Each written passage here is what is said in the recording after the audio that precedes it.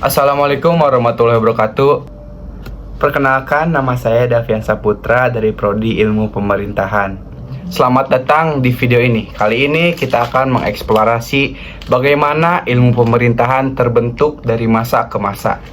Pemerintahan yang menjadi dasar bagaimana masyarakat dikelola telah berkembang seiring berjalannya waktu. Melalui pemikiran tokoh-tokoh besar, mereka memberikan kontribusi dalam membentuk konsep pemerintahan yang kita kenal saat ini. Mari kita telusuri kronologi dan tokoh-tokoh penting yang membentuk ilmu pemerintahan. Nah guys, di sini ada kronologi terbentuknya ilmu pemerintahan. Kalian tahu gak sih bagaimana ilmu pemerintahan itu terbentuk? Ilmu pemerintahan berkembang dari pemikiran klasik hingga modern dengan beberapa tahap utama. Di masa klasik, dimulai dari pemikiran filsuf Yunani seperti Plato dan Aristoteles yang mengkaji konsep pemerintahan ideal dan keadilan. Mereka memperkenalkan gagasan tentang negara, masyarakat, dan kekuasaan.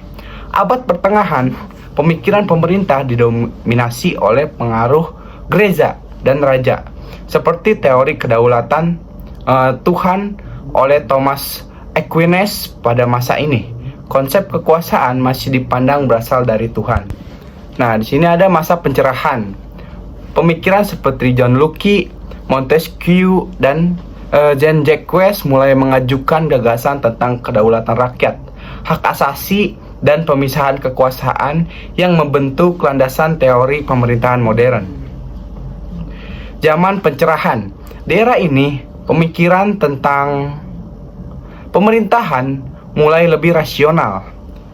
Dengan karyanya, The Prince menjadi salah satu pemikir penting di mana ia memberikan panduan praktis bagi penguasa untuk mempertahankan kekuasaannya.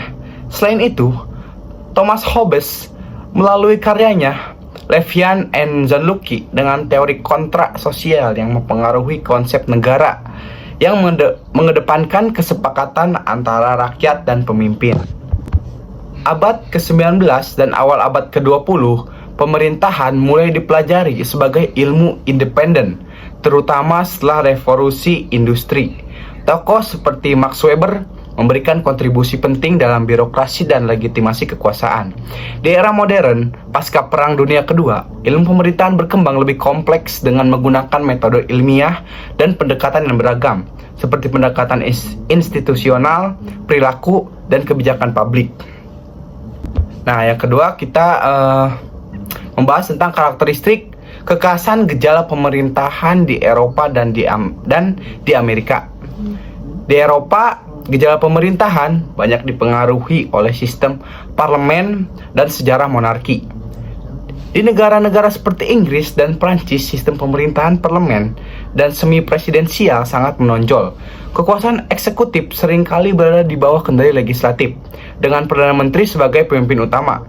Amerika Serikat mengadopsi sistem presidensial, di mana presiden memegang kekuasaan eksekutif penuh dan tidak tunduk pada legislatif. Dalam pelaksanaan kekuasaan sehari-hari, sistem check and balance sangat menonjol, dengan pembagian kekuasaan yang ketat antara eksekutif, legislatif, dan yudikatif. Nah, pembahasan ketiga tentang tahapan pengembangan ilmu pemerintahan melalui pendekatan paradigmatik dan ontologi. Pendekatan paradigmatik mencakup perubahan besar dalam cara pandang dan fokus studi ilmu pemerintahan. Pada awal, fokus ilmu ini adalah pada institusi dan struktur pemerintahan, namun kemudian bergeser ke perilaku politik dan partisipasi warga.